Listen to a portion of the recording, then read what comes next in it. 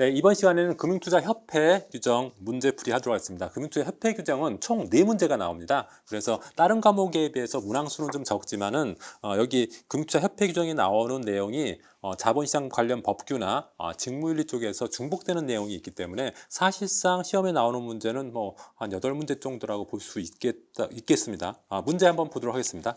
1번, 다음 중 파생상품 등의 투자 권유 시 적합성 확보에 대한 설명이 잘못된 것은? 1번, 일반 투자자인 경우 투자 목적, 재산 상황, 투자 경험 등을 확인해야 된다. 맞습니다. 이게 투자자 정보를 파악을 해야지 적합성 확보를 할 수가 있겠죠. 그래서 1번은 맞고요.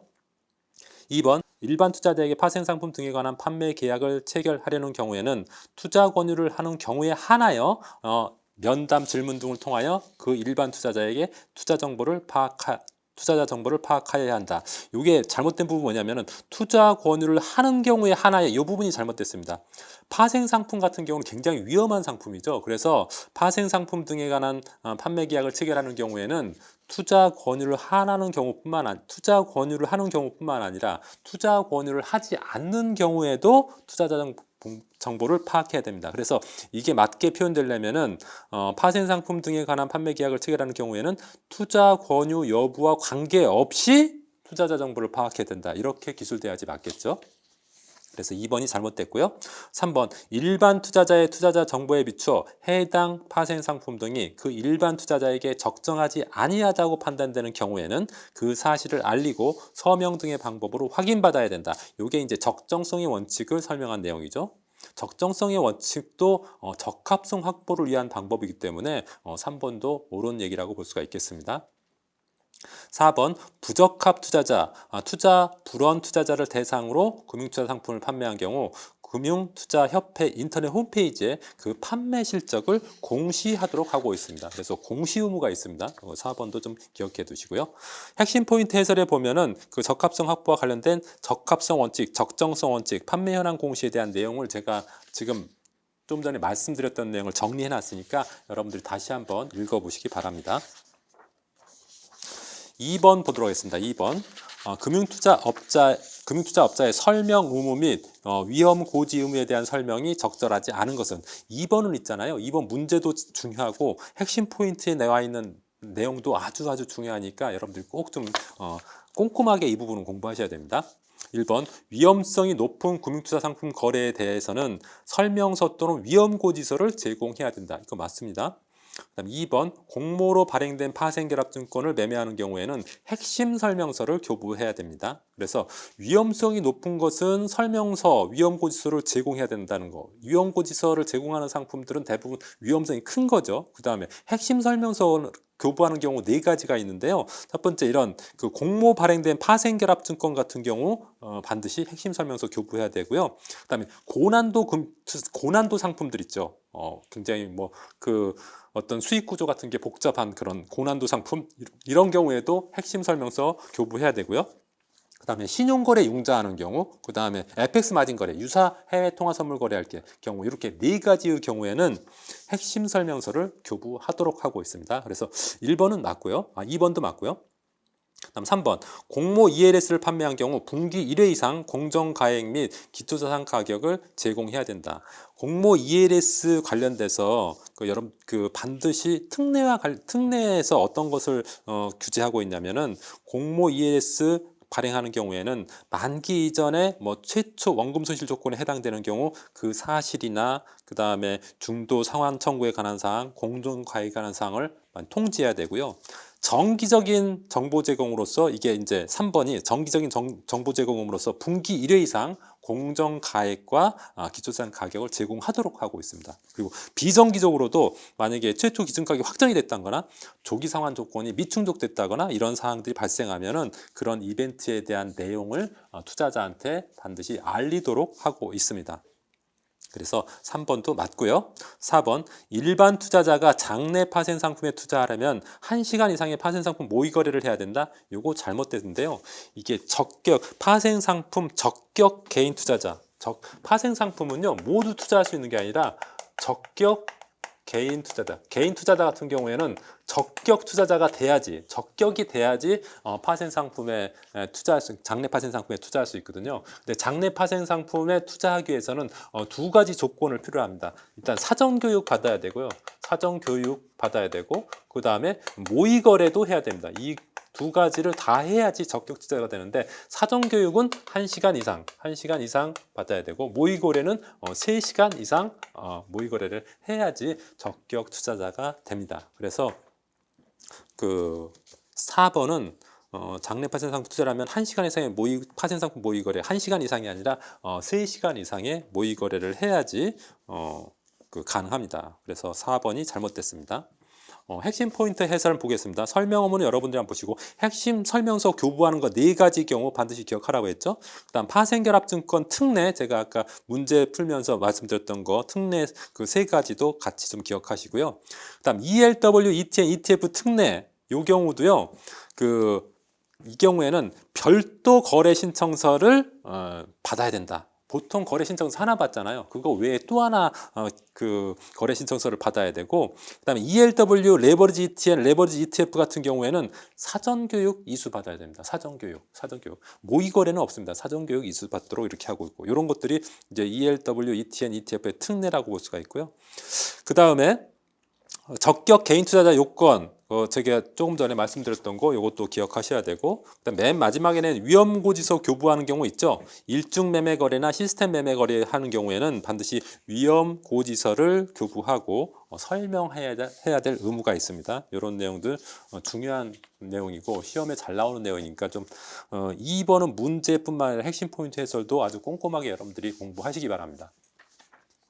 3번 보도록 하겠습니다. 다음 중 금융투자회사의 직원 채용 및 복무 기준에 대한 설명이 적절하지 않은 것은? 1번 직원 채용이 지원자의 비위 행위를 사전에 조회하는 것은 협회 규정상 불가능하다.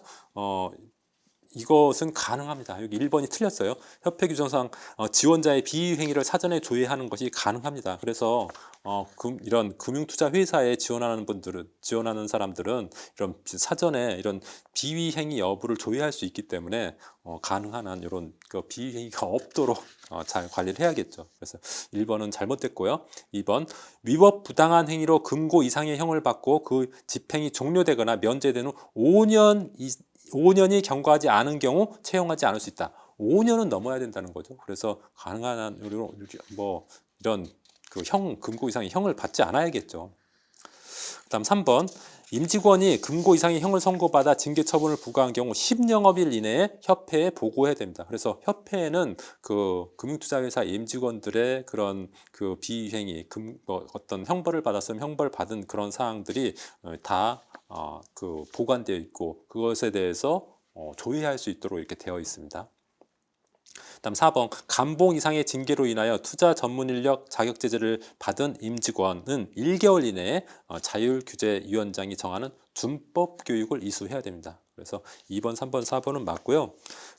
핵심 포인트 해설에 보면은 사전조회 내용이 나와 있죠. 사전조회 내용, 징계 면직 전력 여부, 그 다음에 금융투자 전문 인력 자격시험 응시 제한 기간 경과 여부, 그 다음에 금융투자 전문 인력 등록 거부 기간 경과 여부 이런 것들을 조회한다는 거고요. 이런 조회는 임직원에 대한 조회는 회사에서도 할 수 있고 회사 직원 채용 전에 할 수 있고요.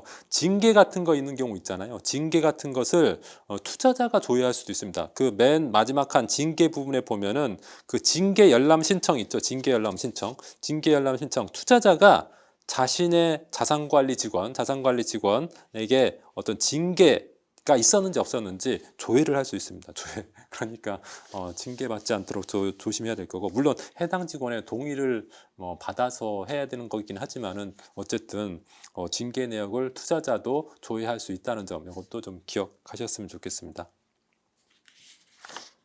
4번 보도록 하겠습니다. 금융투자협회 금융투자 전문 인력에 대한 등록 거부 사유와 거리가 먼 것은 1번 자격 요건을 갖춘 날로부터 1년이 경과하여 전문성 강화 교육을 이수하여야 하는 자를 신청한 경우 여기 1년이 아니라요 5년입니다. 5년. 그래서 1번이 잘못됐고 2번 금융투자 회사의 임직원이 아닌 자를 신청한 경우 이러면은 당연히 안 되겠죠. 그다음 3번 다른 회사의 금융투자 전문 인력으로 등록되어 있는 자를 신청한 경우 이런 경우 등록 거부됩니다. 이미 등록되어 있는데 또 하는 것은 그거 당연히 그 다음 후의 것은 거부되겠죠.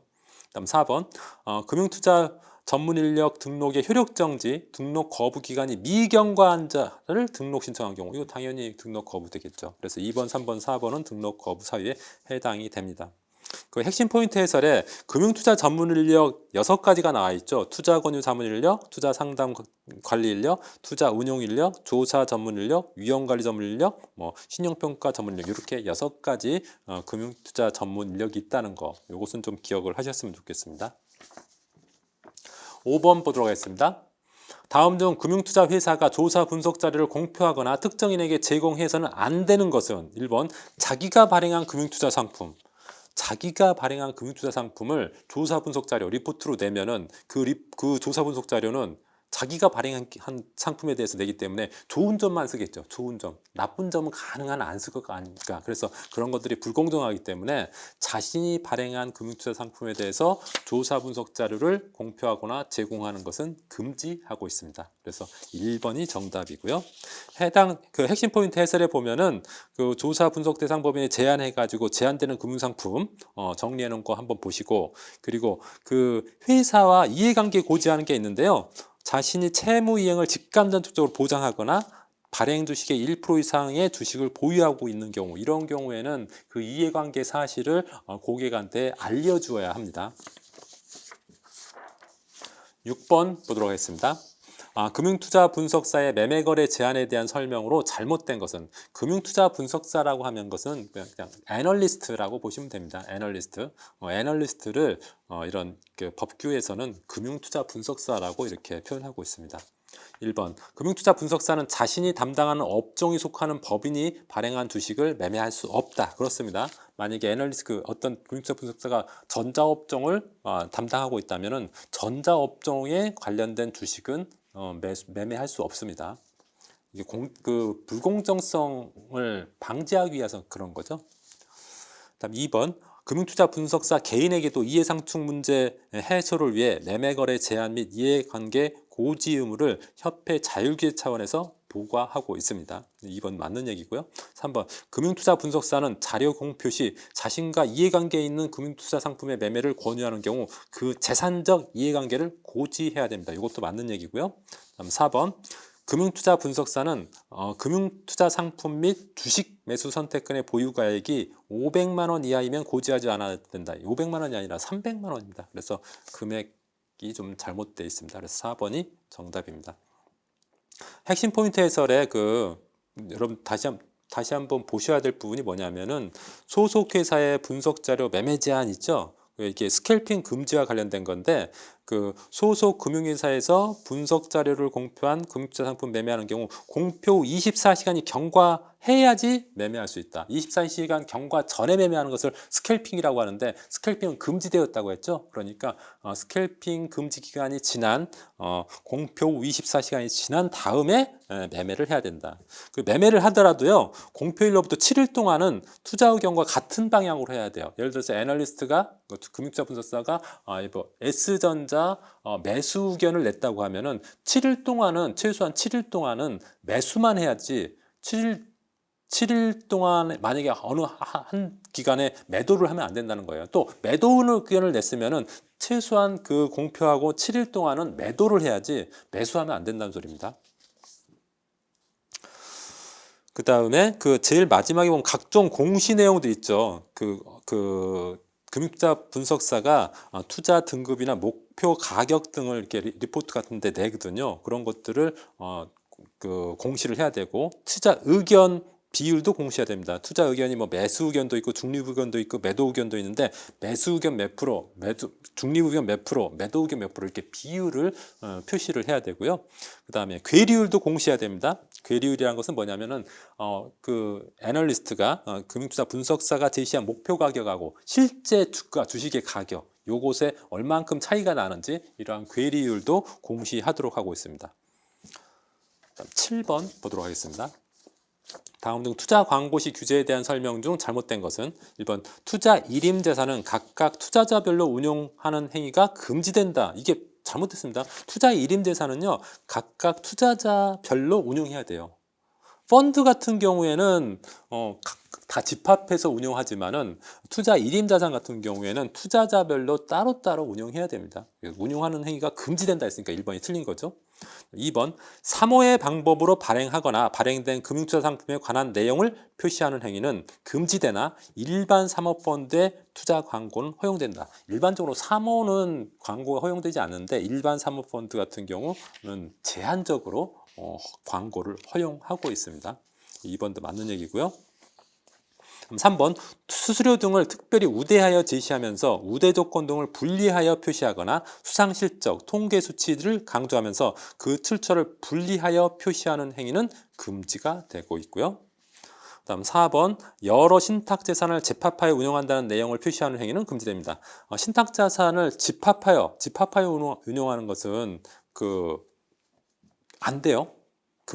금지됩니다. 왜냐하면은 그 신탁재산은 그 투자자별로 따로따로 이렇게 운용하는 거지 집합해서 여러 신탁재산을 집합해서 운용하는 것은 안 됩니다. 그래서 정답은 1번이 되겠고요. 핵심 포인트 해설에서 조금 여러분들이 주의하실 내용은 일반적 의무 표시 사항에서 그 투자 광고 의무 표시 사항에서 최소 비용을 표기하는 경우는 그 최대 비용도 표기해야 된다는 것 좀 알아두셔야 되고요. 최대 수익을 표기하는 경우는 그 최소 수익도 표기해야 된다. 그러니까 최소 비용만 표기하면 안 되고요. 또 최대 수익만 표기하면 안 된다는 거죠. 최소 비용을 표기하는 경우는 최대 비용도 표기하고 최대 수익을 표기하는 경우는 최소 수익도 같이 표기를 해야 된다는 겁니다. 그 다음 투자 광고 시 금지 행위에서요 한 중간쯤에 보면은 투자 일임 재산을 각각 투자자별로 운용하지 않고 여러 투자자의 자산을 집합하여 운용하는 것처럼 표시하는 행위, 요거 금지됩니다. 요거. 그러니까 투자 일임 자산은 집합해서 운용하는 게 아니에요. 그래서 집합하여 운용하는 것처럼 표시하는 것은 금지됩니다. 그다음 밑에 보면은 여러 신탁 재산을 집합하여 운용한다는 내용을 표시하는 행위, 요거 안 된다고 했죠. 그다음에 그 밑에 특정 금전 신탁의 특정 상품에 대한 내용을 표시하는 행위, 금전 신탁의 특정한 상품을 내용을 표시하는 행위도 금지 행위라는 점. 이런 거 미리 여러분들이 기억해 놓지 않으면 시험에 나오면 헷갈릴 수 있는 부분이거든요. 그러니까 꼭 좀 기억하시고요. 그다음 맨 마지막에 있는 휴대폰 메시지 알람, 이메일 광고의 파생결합증권 등의 수익률, 만기, 조기 상환 조건 등을 기재하는 행위. 요것도 금지 행위입니다. 요거. 그러니까 제가 지금 말씀드린 내용은 좀 읽어보지 않으면 좀 헷갈릴 수 있는 부분이기 때문에 반드시 읽어보시고 좀 기억하시기 바랍니다.